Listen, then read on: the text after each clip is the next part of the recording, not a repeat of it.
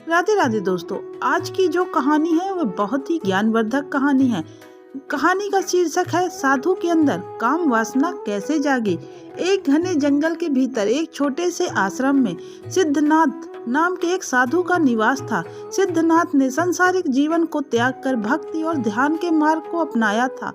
वह शांत, विनम्र और साधना में लीन रहने वाले साधु के रूप में जाने जाते थे। अपनी योग और ध्यान की शक्ति से उन्होंने मन की सारी इच्छाओं को शांत कर लिया था और बाहरी दुनिया के आडंबर से वह बिल्कुल अलग जीवन व्यतीत करते थे। उनके जीवन का उद्देश्य भगवान की श्रद्धा करना और उनसे आत्म साक्षात्कार करना ही था। वह ईश्वर की प्राप्ति चाहते थे। एक दिन वर्षा ऋतु के दौरान जंगल के उस भाग में कुछ अधिक ही वर्षा हो रही थी जिस तरफ सिद्धनाथ की कुटिया थी। उसी समय एक स्त्री जिसका नाम माधवी था, वह अपने पति से बिछड़ के जंगल के उस हिस्से में भटक गई थी जहां सिद्धनाथ की कुटिया थी। बारिश से भींगी ठंडी हवाओं से कपकपाती माधवी अपनी राह तलाश रही थी। धीरे धीरे चलते हुए वह आश्रम तक पहुंच गई जहां से प्रकाश की हल्की किरणें बाहर आ रही थी। प्रकाश की किरणों को देखकर माधवी कुटिया की तरफ चल पड़ी।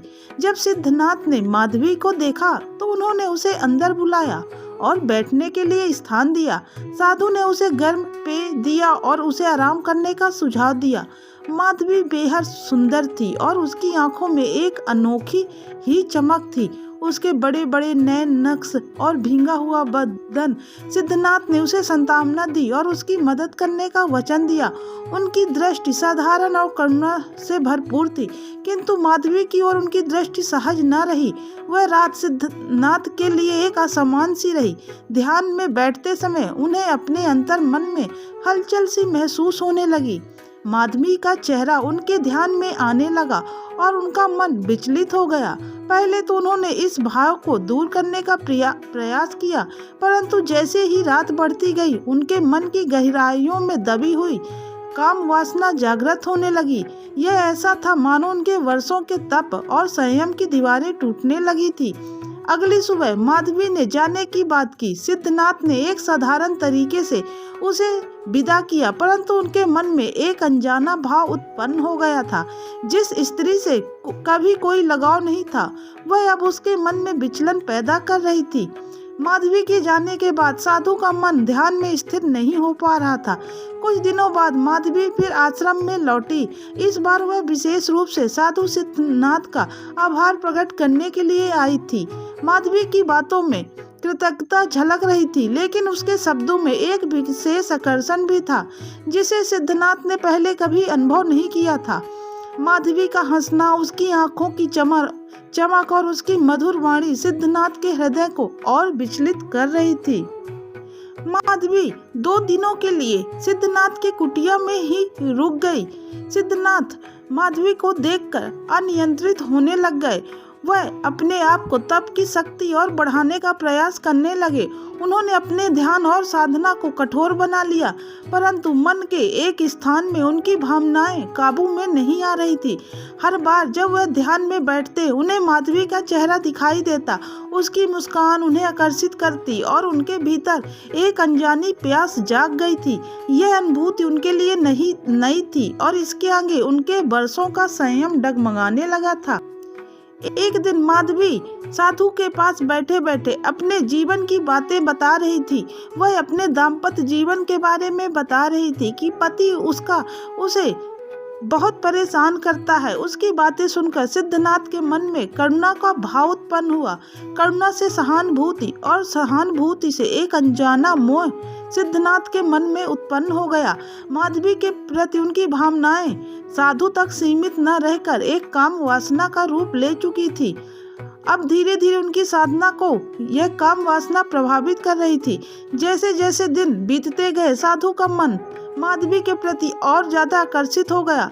उन्होंने कई बार अपने मन को समझाने का प्रयास किया कि यह माया का जाल है, परंतु हर बार असफल रहे। एक दिन माधवी आश्रम में से जाने की बात करने लगी तो साधु ने उससे बातचीत की और अपने अंतर मन में छुपी इच्छाओं को उसे व्यक्त करने का प्रयास किया। उन्होंने खुद को रोका, लेकिन अंततः उनके शब्दों में माधवी के प्रति एक गहरा आकर्षण प्रकट हो ही गया।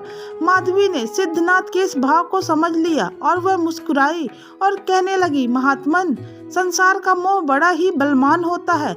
आप जैसे सिद्ध पुरुष भी इसके प्रभाव से बच नहीं सकते हैं।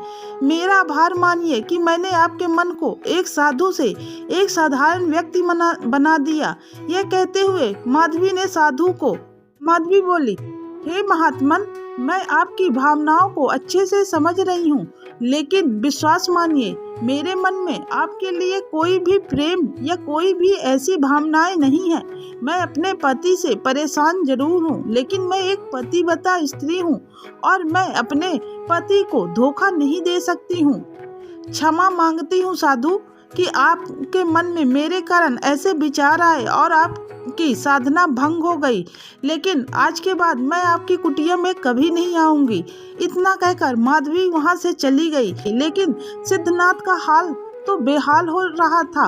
उनके मन की भावनाएं उनसे काबू में आ ही नहीं रही थी। अंत में अब सिद्धनाथ के पास कोई रास्ता नहीं बचा था और उन्होंने भगवान की तपस्या और जोरों शोरों से करने लग गए और उन्होंने साधना को और तेज कर दिया। वह दिन रात भगवान की पूजा करने लग गए और उन्हीं के मंत्रों का जाप करने लगे। इस घटना से सिद्धनाथ को एक नया सबक सिखाया। कामनाएं कितनी भी नियंत्रित हों, वे एक अवसर मिलते ही जागृत हो सकती हैं और उनसे पार पाने के लिए स्थायी आत्म अनुशासन की आवश्यकता होती है। और सिद्धनाथ ने भी वही किया। उन्होंने भी आत्म अनुशासन का पालन किया और अपनी उस काम वासना से बाहर आ गए।